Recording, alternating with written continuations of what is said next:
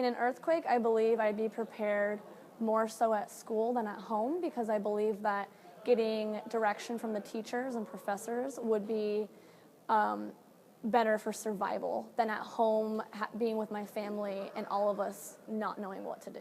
Earthquakes are a part of life here in California, that we live along the margin between the Pacific and North American plate, and that is the driving mechanism that produces earthquakes here. The Northridge earthquake was a very significant earthquake in many ways.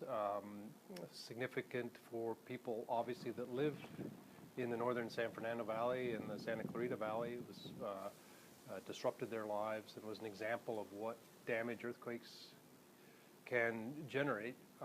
Scientifically, it really moved earthquake science forward as a result of that earthquake. The magnitude of the '94 earthquake was 6.7, which is considered moderate on the Richter scale.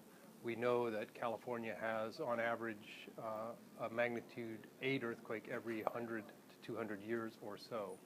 And that's a much larger earthquake, about 50 times stronger than the Northridge earthquake. If something were to happen, I'm not very prepared in the sense of I would just go crazy and run around.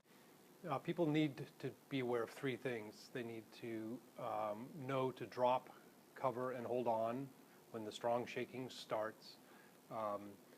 People need to have a plan of following the earthquake of how you're going to meet, reconnect with your family, and people need to be prepared with food and water and medical first aid kits to take care of themselves after earthquake.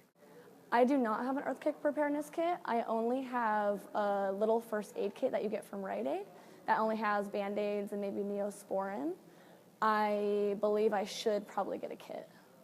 I tell people they need to be prepared to be on their own for at least 3 days, if not 7 days on their own, and whatever you think you need to take care of yourself for that period of time, with an average water amount of 1 gallon per day, food, having cash on hand, credit cards won't work when electricity is not working, things like that are important.